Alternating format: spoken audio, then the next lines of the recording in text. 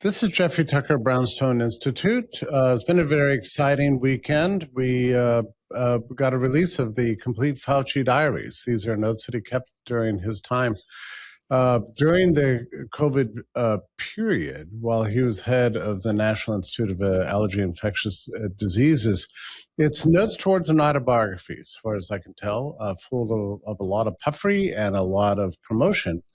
And a lot of self-justification of his decisions. He's very often claimed in the subsequent years that he was not responsible for the lockdowns, but actually, and the autobiography shows otherwise. He's on the phone constantly with mayors and governors, arguing for keeping schools closed, and there's no amount of controls or COVID despotism he didn't just love, no matter what the data said. His data was coming from the project of the Atlantic magazine, not any other scientific data. So I'm very pleased to have with me a person who was there at the time, really at the very core of the operations of the COVID period. His name is Michael Caputo, and he was Assistant Secretary for Health and Human Services for Public Affairs. Okay, Michael, it's good to have you. It looks like Fauci was your big fan in the early days, and then he turned on you pretty suddenly and wickedly. Yeah, it was kind of shocking to see because my interactions with Dr. Fauci didn't reveal any of this kind of animosity, and pretty disappointing actually because, you know, he was not being truthful to me. And, you know, what's very interesting, Jeffrey, I think is people need to understand is I came into this COVID response in, I guess it was late March. And the thing that the president told me and others is that people were not getting along, the different doctors, the different agency heads, and they were getting way too much Tony Fauci and not enough of the other doctors. And they wanted me to fix that. First of all, to make sure that people got along, at least certainly in the communications aspect. You know, when you have, let's say, a director of one agency not getting along with the director of another agency, they tend to leak against each other, and that becomes a big problem for the president and the Secretary of Health. So my job is to stop the leaking and get people involved in a manner that was productive for the president. And that meant all people, not just Tony Fauci, and Tony was the only one being interviewed.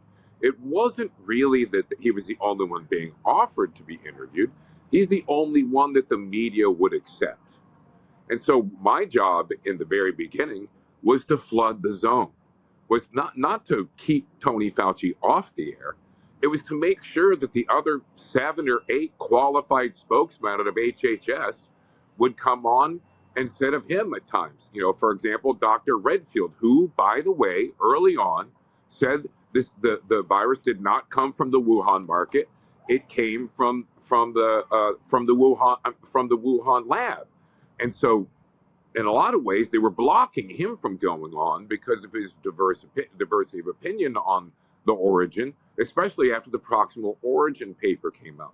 I was pushing out all the doctors, not just Fauci, and Fauci saw that, and his staff saw that as me blocking him, allowing on, for example, Dr. Redfield or the Surgeon General, Jerome Adams, instead of him, apparently was an insult to him and his staff.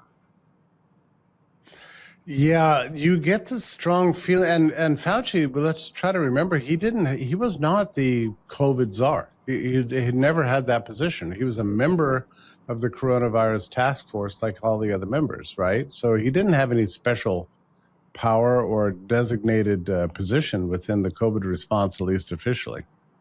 It's true. And you could, if you sat through the COVID task force meetings, or again, the Operation Warp Speed meetings, you saw that Tony was given a certain amount of deference. He wasn't ostensibly the leader, the czar of COVID, but the media kind of appointed him that way. And now we see from his diaries that the White House, while the president and the leadership of the White House was telling me to flood the zone with other qualified spokesmen, we had Alyssa Farah in the communications department trying to book Tony Fauci on shows that we had booked other people. For some reason, Alyssa Farah was working for Tony Fauci more than she was working for Donald Trump.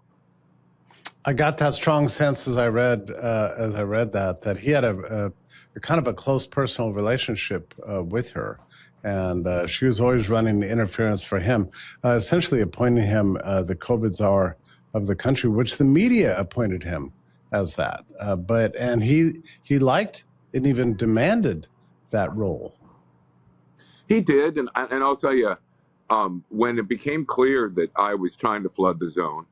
I mean, if you read his diary, he invited me over for breakfast at his house with his wife, and we sat out on the terrace and had breakfast and talked about, this is early on in my role as Assistant Secretary of Health for Public Affairs, and talked about his bookings. And it seemed to be the most important topic to him. And then later on, while he noted in the breakfast in his diary where he said, Michael Caputo's a pretty good guy or whatever he said. I'm not there to please him. But it didn't take 20 days before he was calling me every name in the book. And so 20 days later, right about that time, is when Tony met my family. That's when Tony insisted on taking a photo with my 6 and 8-year-old daughters in the secretary's suite. I still have that photo where he's got his hand on my daughter's arm and he's posing with them in a photograph, while just a few days later he called me every name in the book. I find that really disturbing, creepy in a manner. All about bookings.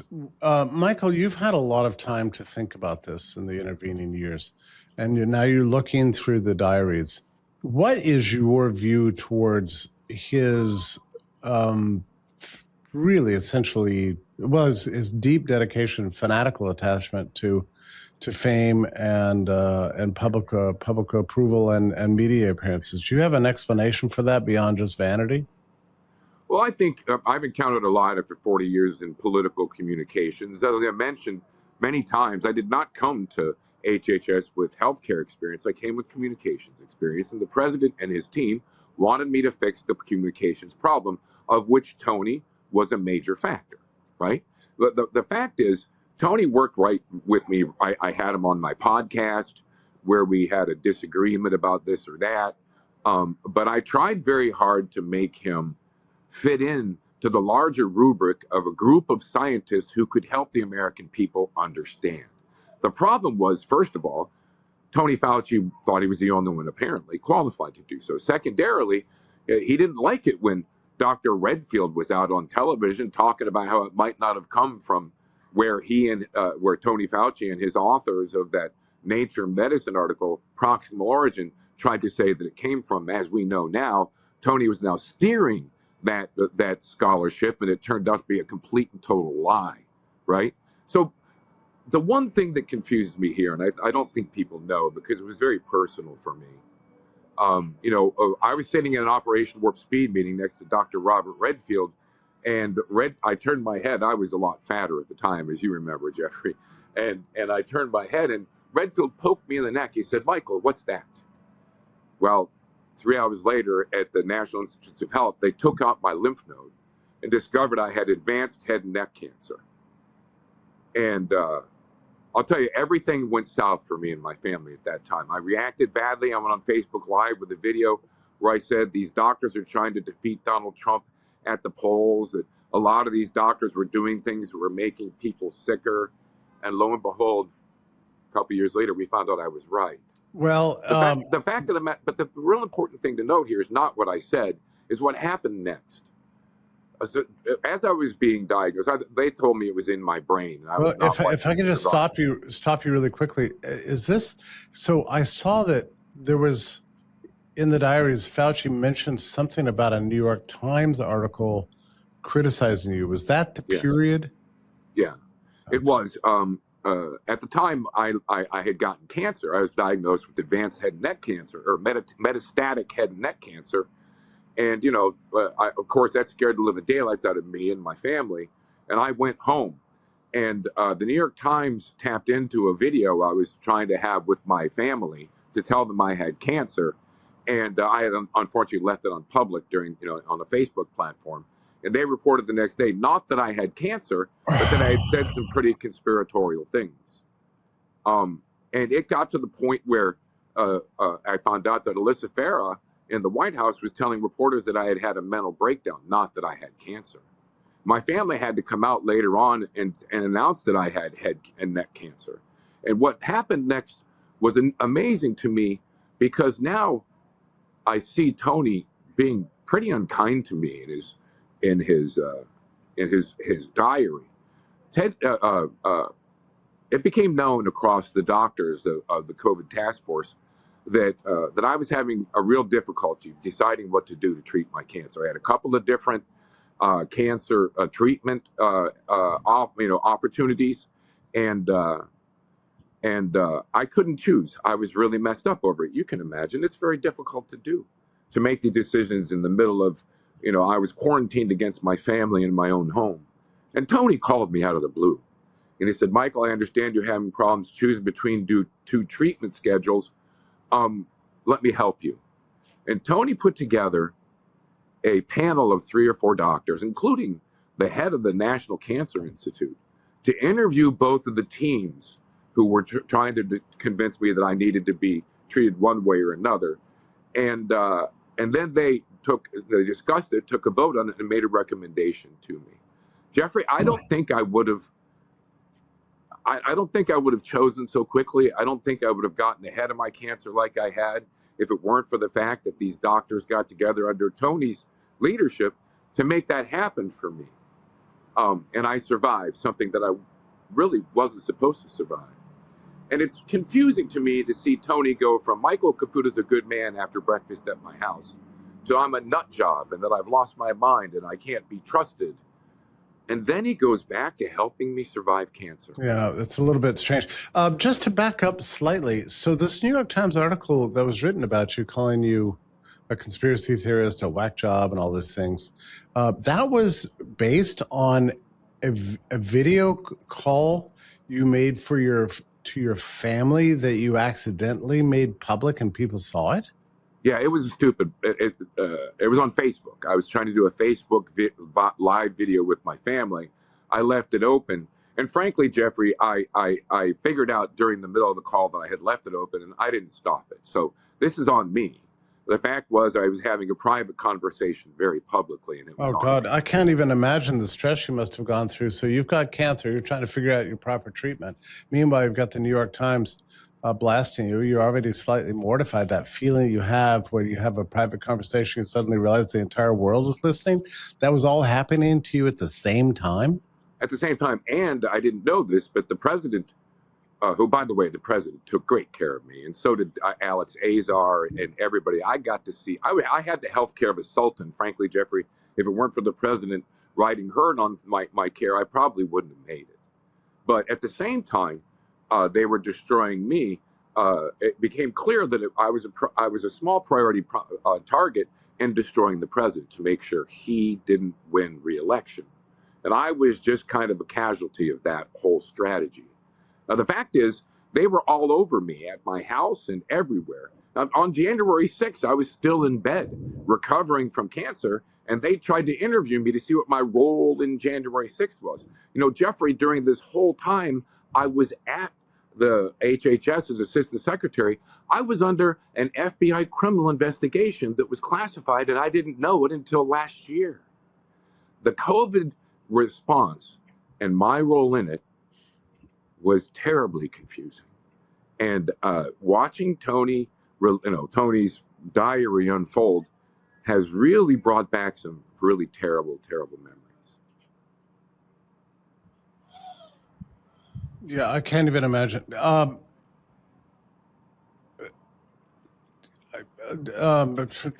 Where should I go with this?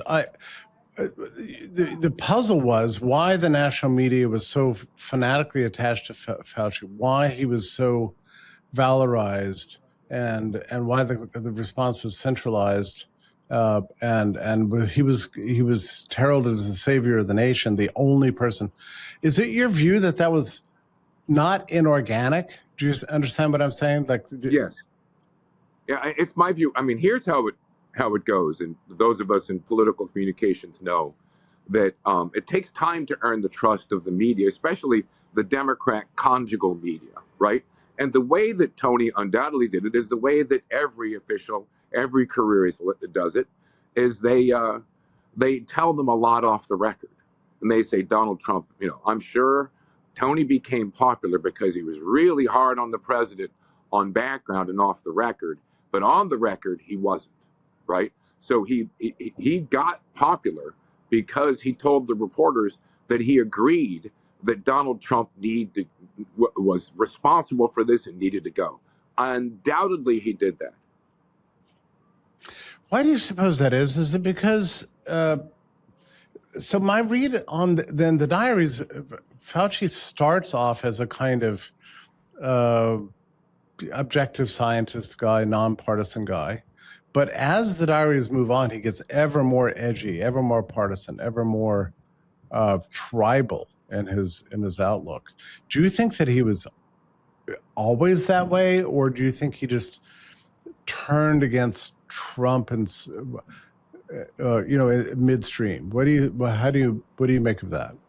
I think the Tony Fauci, the origin Fauci, is very different from today's Fauci. And I think we can look at that as a microcosm of what's happened to that side of the fence. Tony was more reasonable and more open-minded and a lot less political in 2018, 2019. And he went absolutely bonkers because he joined the other side. And bit by bit by bit, every single one of them has gotten a lot less tolerant of diversity of views on, for example, COVID, but also on Iran, on everything, etc. And so I think Tony just followed the crowd, and he was trying very hard to promote his brand, and to do that, he went with the popular team. Now, I'm just going to ask you bluntly. I'm trying to think through his own thinking as you have too. But if he was worried from the very beginning, as we know he was from January, this is before you were involved, from January, that he would be blamed for a global pandemic by virtue of his sponsorship of gain-of-function research with EcoHealth, where you know the story. Yeah. If that was his concern, it seems like a glowing media showered with awards and so on would provide a measure of possibly protection for him, maybe misdirection, diversion, and even the lockdowns themselves, providing, creating this kind of atmosphere of constant chaos, a drumbeat about cases, and so on. I mean, would you agree that one way to interpret almost everything Fauci was doing was as a kind of efforts at misdirection and personal valorization to prevent his real worry that he would be ultimately blamed? Well, I'll tell you, it's the old, cui bono, right? At the end of the day, who is going to indict a man who's considered godlike, right? And I think that Tony understood this. He was probably getting some smart PR advice that the most important thing to surviving his crime was to burnish his brand. It's basic PR. My guess is while trying to, like, for example, all these awards and accolades, you would in court say, my gosh, judge, this man has been awarded blah, blah, blah, blah, blah, blah, the Order of St. whatever, St. Helen, over and over. Those accolades are important to bulletproofing a man like Tony Fauci. And I'll tell you, you know this because you've been studying Washington. You and I met there in, 85, right? I mean, this is the problem with our government, isn't it? Our government is filled with Tony Fauci's. Yeah. In all your dealings with Fauci, or other people involved in the COVID response, and that's, again, I didn't realize you only got involved in late March, so you missed the beginnings, right? So you were kind of thrown into the thick of the worst possible times. Yeah. How much concern? So when you just go back, the country was in shock. The kids were out of school. Easter was canceled. Downtowns were boarded up. People were petrified, terrified, so afraid they wouldn't even go to the hospital. There was confusion all around, a lot of suffering. in every town in America, as far as and I've visited quite a few. How much concern did Tony ever really express to you about that problem relative to what his one and only goal, which was to minimize cases? It's an interesting question because it comes down to an exchange that I had in policy as assistant secretary. The president had created a pot of money for public service announcements and public education. And ostensibly, I think the CDC and others were seeing that as their money to convince people to follow a mandate, which was never going to happen. There was never going to be a mandate under Trump. And they saw that money as theirs. And I went in and I pitched the idea. I didn't pitch it directly to the president, but it's elsewhere. That the real problem here was despair. That the American people, the polling was showing that they were far more mentally ill with despair than they were with COVID.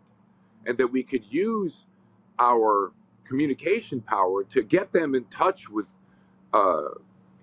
leaders that would help them get through the despair. I wanted to work very closely with the White House Office of Faith, to get faith leaders to do podcasts with people like Tony Fauci, to actually get people out of despair, because one of our large concerns beyond the scourge of the pandemic itself was the long-term impact it would have on our mental health with despair. And if you see his reaction and other people's reaction to, because I call the name of the program that I put together was called Defeat the Despair, right? If you read Phil Lawler, the great Catholic writer at the time, he was far more concerned about the mindset of the American people than COVID itself.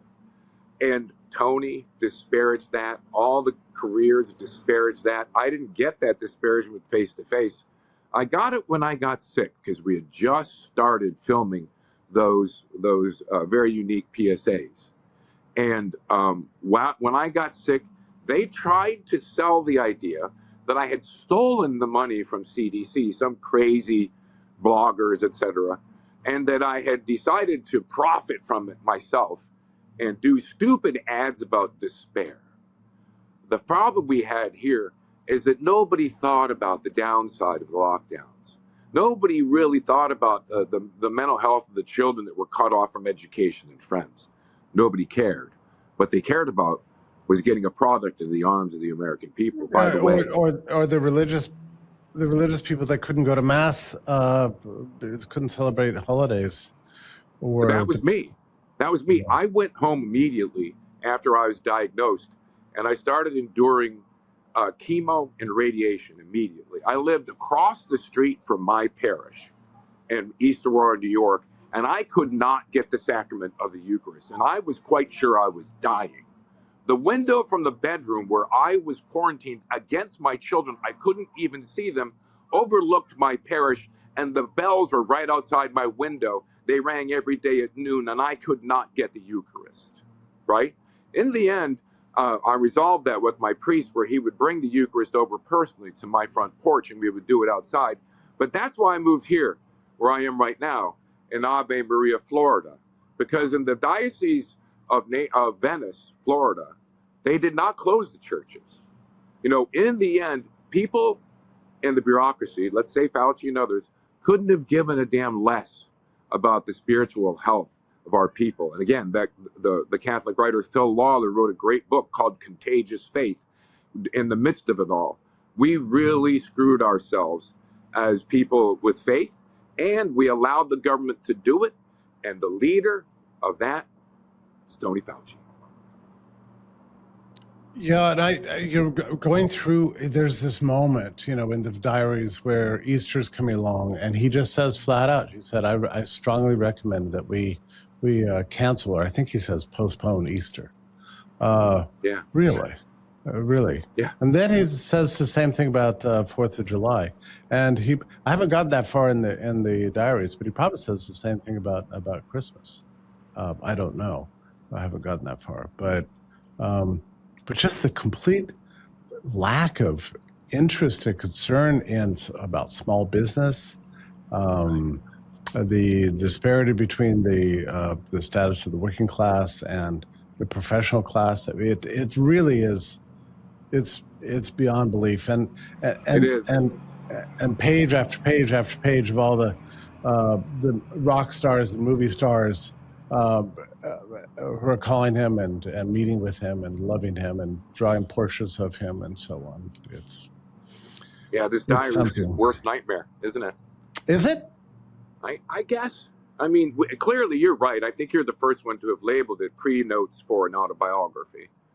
I think you're right. It was an exercise in vanity to begin with. But boy, the things he's like, for example, Roger Stone hasn't thought about Tony Fauci in forever, but after reading his mentions in his diary, he's got Roger. He's not Roger's hobby. Good luck with that, Tony. What do you expect to happen at the Wednesday hearing? We're talking 2 days before then. Yeah. First of all, Jeff, I'm looking for tickets to attend. And I would love to go.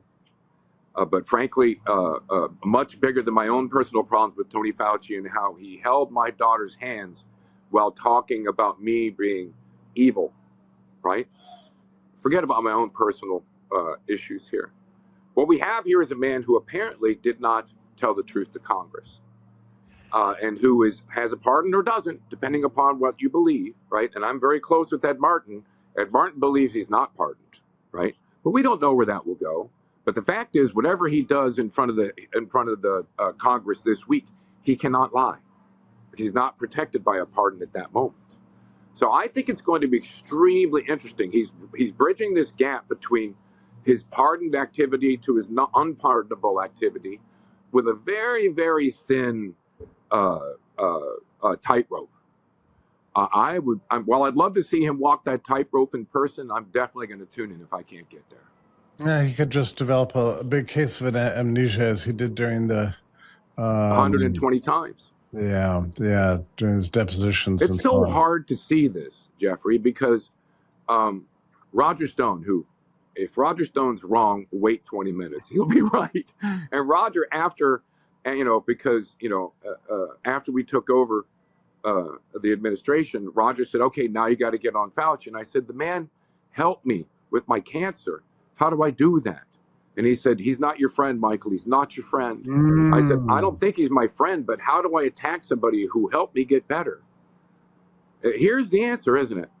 It's right there in the diary. Roger Stone was right again. I'm so tired of him being right. Well, the comments about you are shocking. Just the flip. When he knew I had cancer. Yeah. And by the way, Christians, what's his name? The authors of the Proximal Origin paper were also, as you can tell from their emails with Fauci, beating the living tar out of me when they knew I had cancer. These are heartless people. One thing I have to tell you, Jeffrey, I can tell you in the Office of Public Affairs, we were reading everything you wrote because you're the one. Well, I'm one among several whose criticism of our work was coming from your heart and from your intellect. And I can tell you, we were always looking twice and checking 3 times during that time. But I was spending my time trying to rationalize putting Tony Fauci on television. I was spending my time trying to rationalize a lot of the decisions that turned out, as we see, to be lies. And it's hard for me to deal with that now because I was serving the President of the United States, doing as I was told. And so I got sick in September. And I look at my cancer as a gift, Jeffrey, because the worst decisions came after September 2020. And God took me out of the COVID response just in time. Because in reality, anybody involved at that time has some soul searching to do. I just happen to have a little less. And I'm close enough to the place where I search my soul every week. Praise God, Michael, that you made it through, huh? Yeah, tough times. It is, and I think this is a post-Christian society, Jeffrey. We really are. I don't have to look any further than Tony Fauci, the avowed Catholic. Don't have to look any further than his diary to know we live in a post-Christian society. Here in Ave Maria, Florida, it's like living in the Vatican, my friend, except no communists. Well, wait a minute. The Vatican closed. The Vatican closed. I know. There are still places on earth where there is freedom and faith, my friend. Michael, thanks so much for spending time with me today. Is there anything else you want to add before we close it out? Yes, I do, Jeffrey. As I told you, we all watched you. And, we've known each other since the National Journalism Center, and you were wearing bow ties then. I mean, and I read you knowing that you come at this always so thoughtfully, and even regrettably when you're talking about people that you respect and you're criticizing them. I want to tell you that your discourse during COVID, for the COVID task force, for the Operation Warp Speed, which I named, it's been really important, not just for the people who are your subscribers, but you drove decision-making when you could, and you didn't even know it. No, that's true.